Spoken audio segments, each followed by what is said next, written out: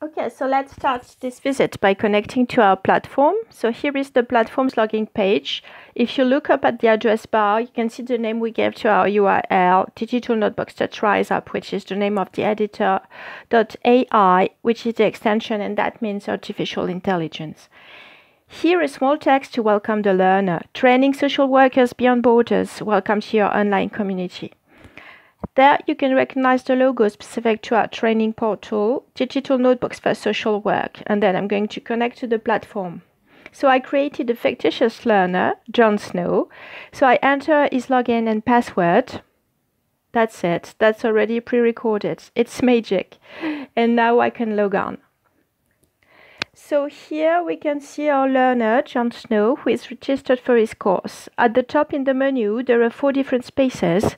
So the dashboard here, and if I scroll down a little bit, I see that I have my dashboard with a general view with all my data. Here I have a message from the instructional designer who welcomes me in my training space and gives me some information to help me find my way around. I go back up here. You can see the community tab. It's a space that corresponds roughly to a forum, but not only. It also corresponds to a wall of exchange like the one you find on Facebook or Yammer, on which we'll be able to communicate various information to the learners. Here the catalog in which the learners can look at what is available and register for the course they want. My trainings tab, where I'll be able to find all the courses to which I'm actually registered. So I click on View again to enter my training area. On the left you have your menu with the different steps of the training path. Step 1, Introduction. Step 2, Arrival. Step 3, Stay. And Step 4, Go. So if I want to do the course in chronological order this time, I will start here. But I can perfectly navigate from one step to another in the order I want according to my needs. So in the introduction, we'll find very useful and important tips that I give to learners before they start the training to improve their experience. At the end of the training, and I'll say it later again, I inserted a learner's survey to gather learners' feedbacks.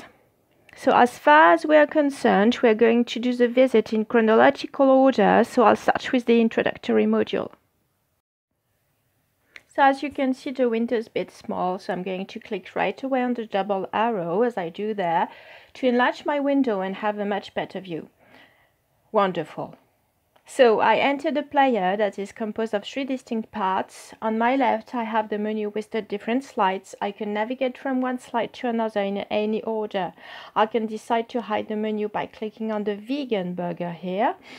There I have the title of my training on the top right, the resource center that allows me to download PDF if I want to find the text that are in the module and print them, for example. But don't print them if not necessary. Think about the trees.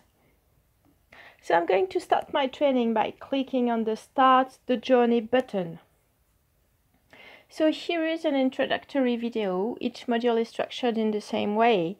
That's to say, we start with an introductory video that presents the different topics that are dealt with in the module.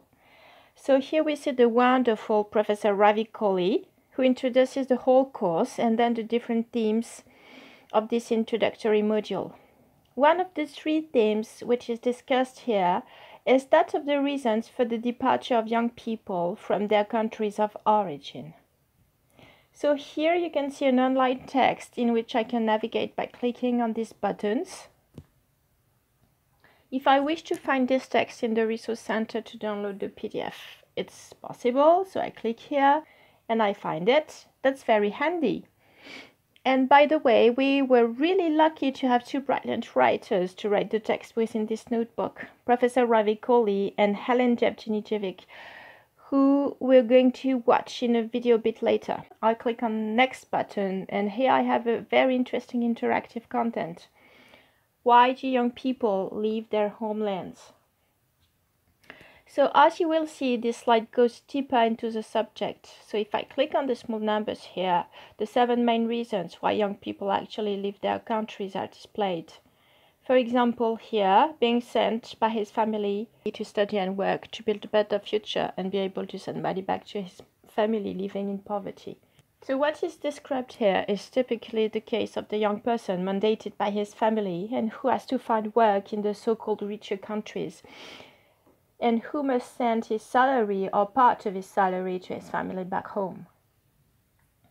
The second theme that is dealt with in this introduction, and which is really central to the entire course, is a study that was conducted by Professor Ravi Kohli that you can see again here.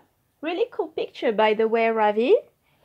So he asked social workers to interview 1 or 2 of their young people and asked them in a very direct way what they were expecting from their social worker in terms of what they represent for them as people and in terms of what they actually do for them.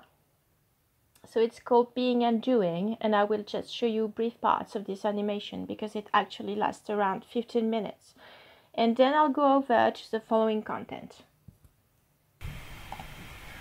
This presentation is about children's views on what they think about their social workers. So as part of the project that we undertook with unaccompanied asylum-seeking children across our 4 European partner countries. Now I want to show you, to start with, the very complex slides that emerged once we put all of the young people's voices together. As you can see, this is showing you something about how busy life is. Here in these 2 dots that you can see are 2 people.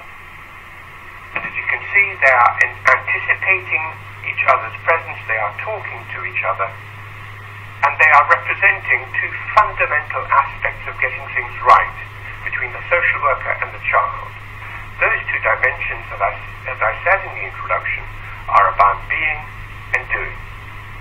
Now, the problem is that when you put these things together, everything is happening at different speeds, at different times, in different ways, and it becomes a very crowded context. But don't worry about that. Then the following content is a beautiful letter that was written by the Community of Practices and Knowledge Unaccompanied Minors, and which is addressed to a social worker starting work with unaccompanied minors. So as you can see, we have an instruction here. Put your name below and click the send button. So let's say I'm John Snow. I put my name in this block and click on send. John's just received this personalized letter that I'm going to open. Like previously, I'll just show you brief parts of this content and we'll stop there for the first module. A letter of solidarity and hope to a social worker starting work with unaccompanied minors. Dear colleague, so you're about to work with unaccompanied minors. We thought we'd write to you and say some things that are important to us and to wish you well. The basic of this work is respect. It doesn't depend on which culture, religion or gender you and the young people have. If you respect them, they will respect you. Create a calm, warm and friendly environment with your colleagues so that your companionship and your solidarity brings a positive vibe to your job with the young people. And never forget, little acts of kindness can make big differences. So the letter is signed by the Community of Practices and Knowledge Unaccompanied Minors. Here you can recognize the logos of all the organizations that contributed. And the voice reading this letter, yes, indeed you've guessed, was that of our dear Professor Ravi Kohli. So let's get started with second module, welcoming unaccompanied minors. And as I was mentioning earlier, it corresponds to the first phase of the care process, as early said, the arrival of young people in care homes. To start the module, we have the immense pleasure to watch this introduction by Valeria Linardu, who is a social worker who works at the Smile of the Child, our Greek partner, and who will explain one very important and inspiring concept, that of philoxenia. Let's watch an extract of this beautiful introduction.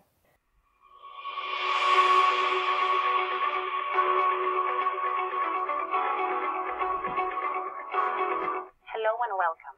My name is Valeria Linardu and I'm a social worker at the Smile of the Child, one of the major actors in child protection in Greece. I'm very glad to present you today the second module of the program Welcoming Unaccompanied Minors, in which we'll discuss how to welcome unaccompanied minors when they arrive in our care homes. This module was created by a group of European social workers and researchers to share a range of course materials providing social workers, volunteers, and anyone working with unaccompanied minors with inspiring educational practice, tools, and advice. Now, as a Greek person, I would like to share a concept with you that is very close to my heart. This concept is philoxenia. Philoxenia means liking strangers or hospitality, and is the exact opposite of xenophobia. The definition is much deeper in Greek than what is commonly understood in other languages. It means a love for strangers, even the ones you might disagree with or feel afraid of. According to Homer, who wrote the Iliad and the Odyssey, philoxenia is an act of virtue. Strangers were protected by the gods, and the need for philoxenia emerged as a result of long journeys and wars. Today, social workers should be committed to the principle of the uniqueness of each person they work with. They should understand the powerful and perpetual meaning of philoxenia, especially when working with unaccompanied minors. So, how in concrete terms do we put the concept of philoxenia into practice? This is exactly what we're going to see now.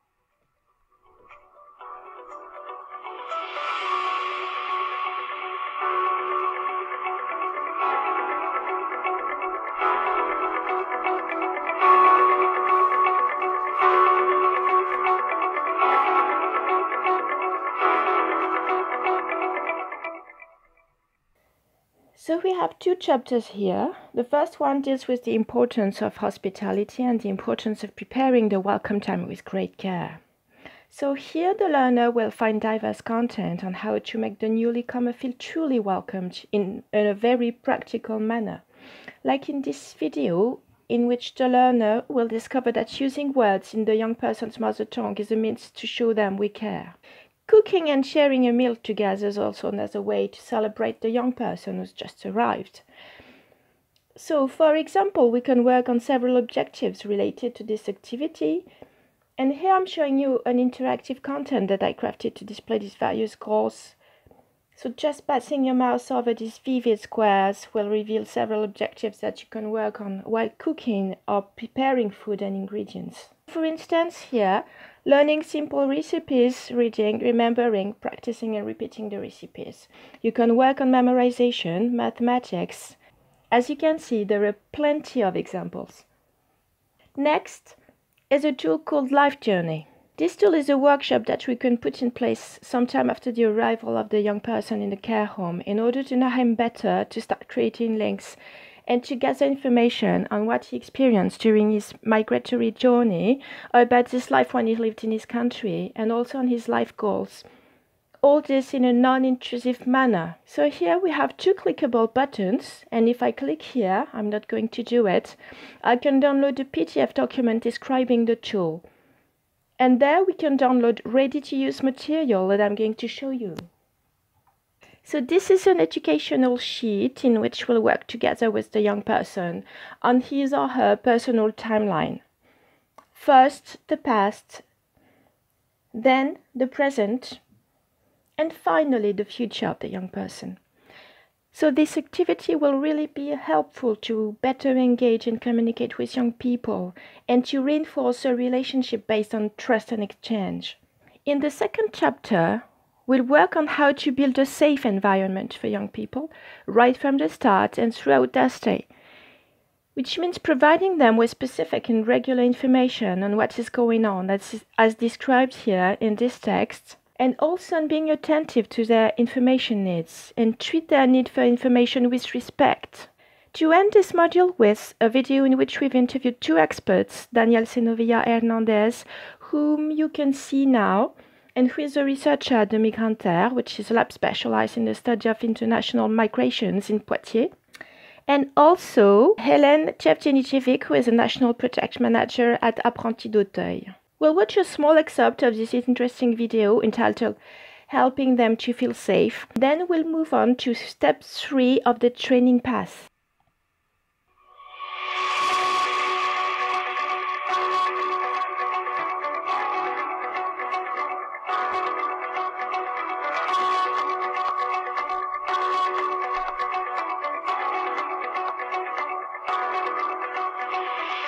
we collectively found that safety is the first and most important thing for unaccompanied minors when they arrive in our homes. There are three main dimensions in the question of safety. The first dimension is the legal dimension.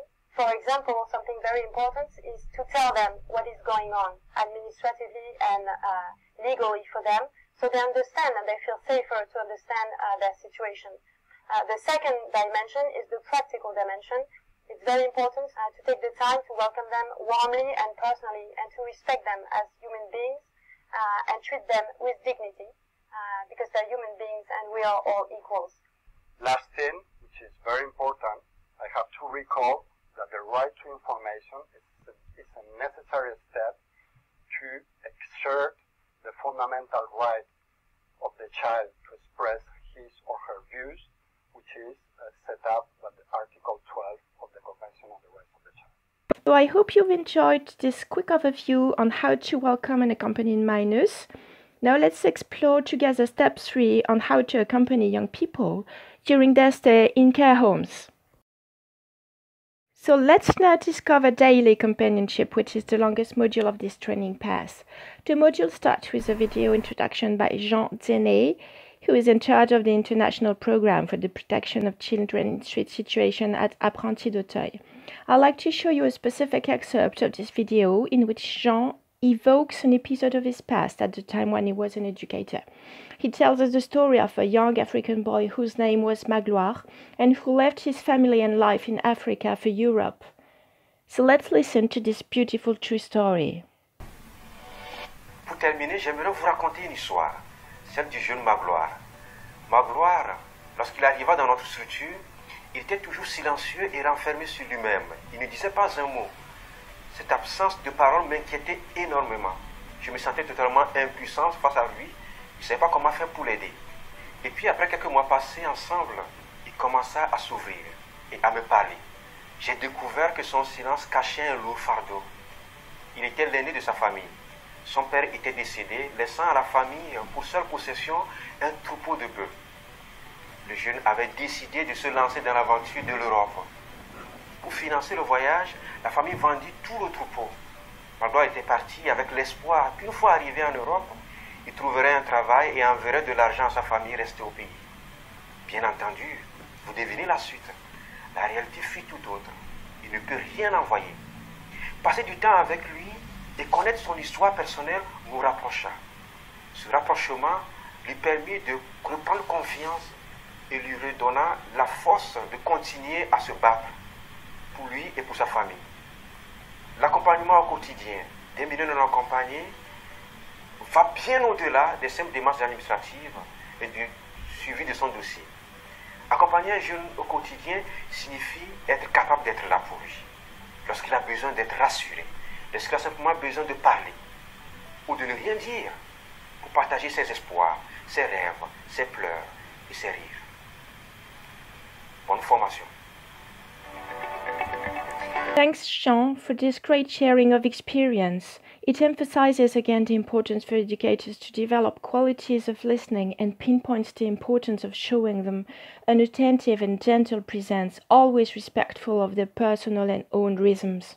So we developed 4 different chapters here. The first chapter discusses the importance of helping young people to rebuild an ordinary life with ordinary patterns of living that young people often lost during their journeys to Europe. Here again, the learner will find plenty of activities and content. He'll be able to watch video interviews of educators, read texts, and here, for example, we focus on the importance of play and of fun activities to rebuild the daily life of these young people.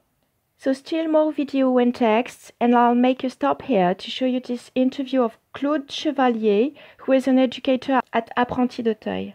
In this video, she described the specific activity that she's put in place in her own care home. The video is called Group Talks, so let's discover this inspiring practice.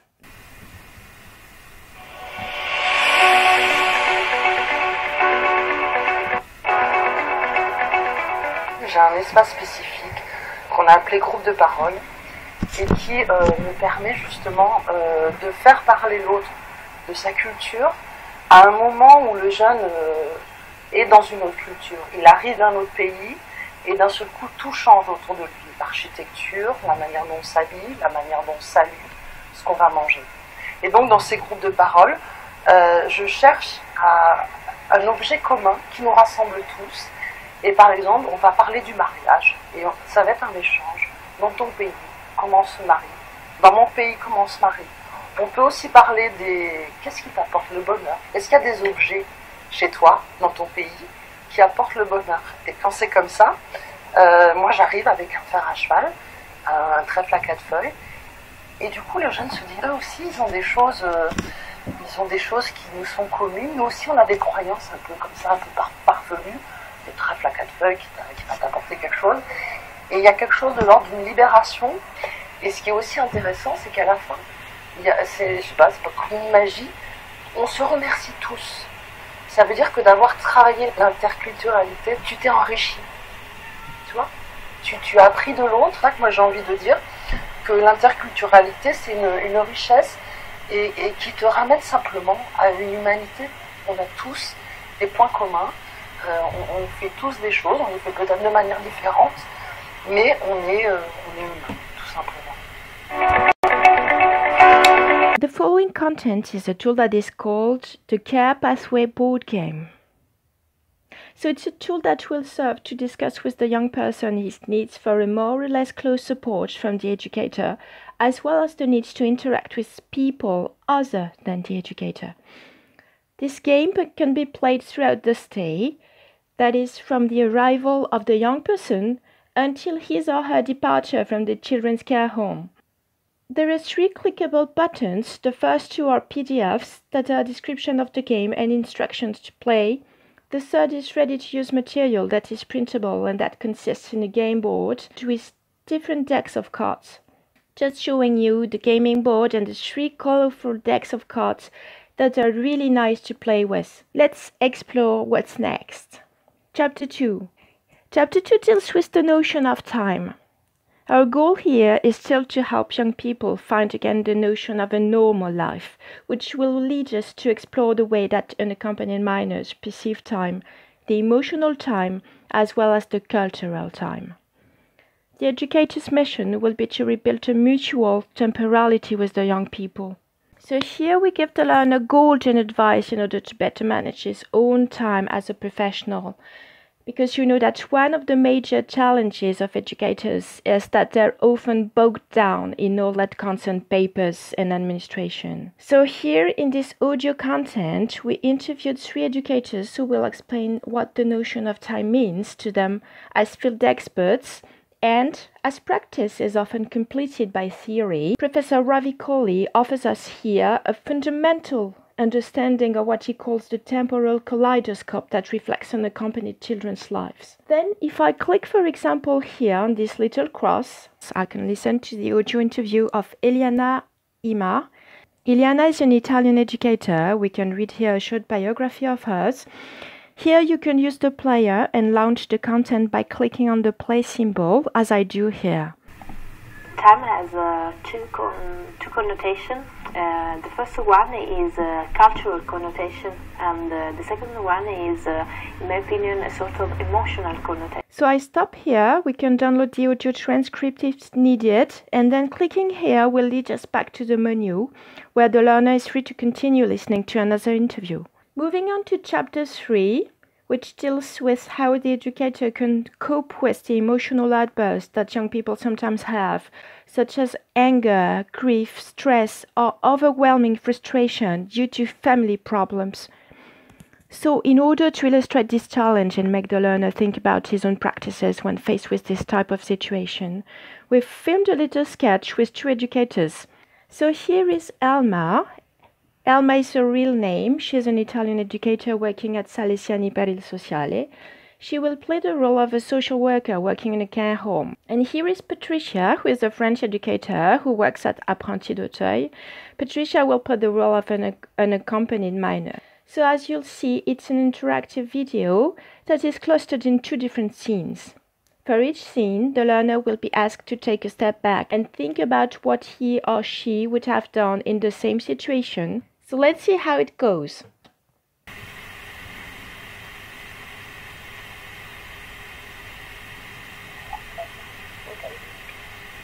I want my pocket money. Of course, no. Don't worry, if there's any kind of problem. I want my pocket money now. Go away. No, I have to close. Sorry. See you later. So as you can see, a pop-up window appears that contains a self-reflexive question addressed to the learner. We invite him to analyze the educator's reaction by ticking the box with the preposition that seems the most suitable for him.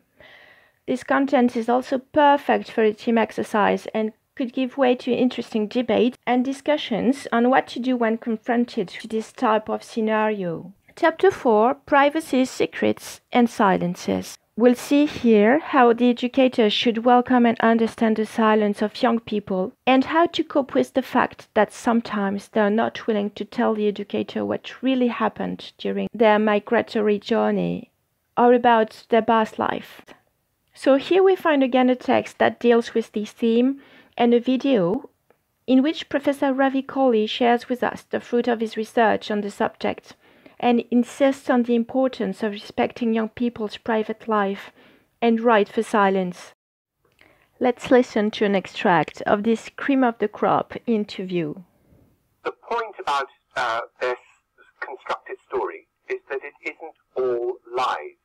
The second point is that social workers are not immigration. They are not waiting at the border to judge truth and lies. Social workers are there to take care of the young person. So when you listen to a young person, listen first to their story of how they became a human being who wanted to live.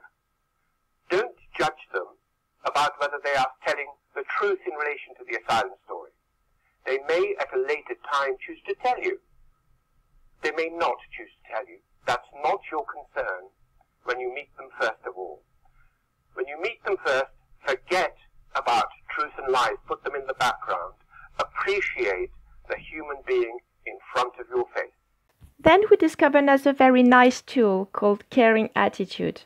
So this tool is a digital translation of an activity that was originally carried out during a face-to-face gathering of educators from our European Community of Practices and Knowledge and Accompanying Minors. The objective was for them to define their most common educational posture through several questions. For example, in the way you accompany and accompany minors, are you rather leading or rather following them, or in between these two postures? So as you can see, each concept is represented by a picto, and I'll just have to drag my slider in front of each picture to listen to different voices of educators and social workers who testify of their own practices. Once more, in this little exercise, there is no right or wrong answer. So I'm going to show you one or two examples. Minors don't have the capacity to choose for themselves. They are children, not adults. They need the social worker to be a leader, to show them what is possible and what is not possible for them to do. I'm in the middle because it depends on the capacity of the minor. If I feel that he's able to do things on his own way, that he's autonomous and independent, I let him take the lead. Otherwise, if I feel he needs guidance, then my role is to show him the way. Another example is the testimony of Mehmet, who works at the CGT in Germany. For some, it is not my job to say that it is a wish or your dream. It is not my job to say you can or you cannot do this. I have to try 100% to help him accomplish his dream. If I tell a boy that he cannot do this, I make a mistake. I want to give the boy the chance to make his own experience. Look at Ibrahimovic. He said he was going to become the best footballer. There is no dream too big. I really like the last sentence. There's no dream too big. So true. Well, that's all for daily companionship. I'm now moving on to the fourth and last module of this training path. So an overview of the fourth and final module of this course. Yes, it's almost the end of this presentation, but not quite. So the name of the module, A Bridge to an Independent Life, that announces well the final phase of the CAB process, when the time to leave the care home is at hand. In this module, we've worked on 3 topics to ensure a smooth and effective transition for the young person into this new phase of his life. First topic and chapter, we'll see how we can meet the needs of unaccompanied minors for a sustainable social network of friends, family-like figures, and professionals. Here again, you'll find diverse online text, interviews of educators who explain how they build safe networks with the help of volunteers within their respective organizations. Next, a very interesting tool which is frequently used by social workers and that we refer to as the ECO map. The objective is to build a graphical representation of the personal and social relationships between the young person and his environment at a specific time from the young person's perception of his or her social network. So here, 3 clickable buttons. First, Discover with a downloadable PDF file, then Instructions. And if you click there, you'll see a playful animation explaining how to draw an eco map. Finally, one online example of an eco map. So let me show you the instructions.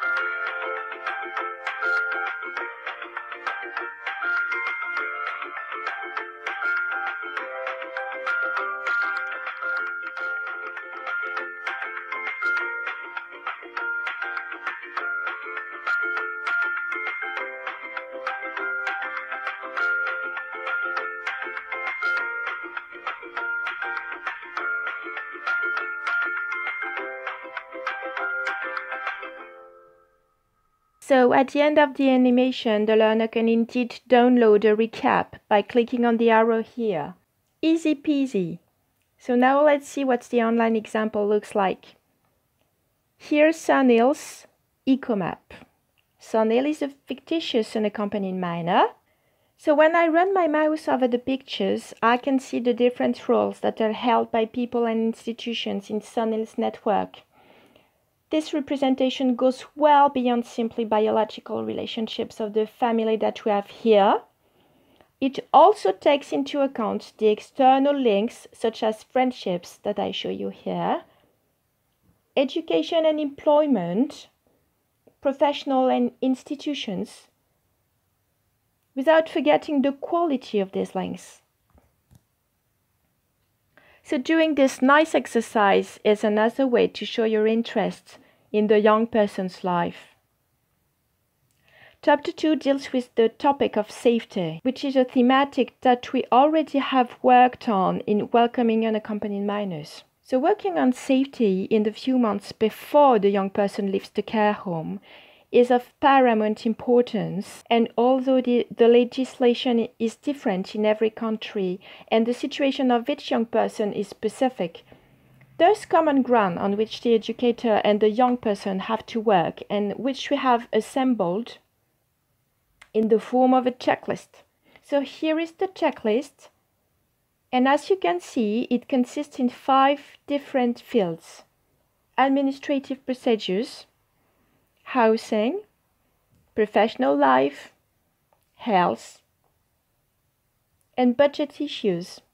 Therefore, once you've gone through these various fields, you can download the checklist by clicking here and print it if needed, but still think about the trees. So I move on to chapter 3 that discusses how to say goodbye to the young person. Organizing meetings with former unaccompanied young people who've been there before, setting up specific rituals to accompany the young person, can be a good way to ensure a smooth transition into independence. So here again, we give relevant and useful advice coming from the field, and mainly in textual form here. The conclusion, a very inspiring video to conclude this training course, in which we interviewed several educators from the community of practices and knowledge unaccompanied minors. We asked them how their job, that is to say, working with unaccompanied minors, has changed or has impacted their lives.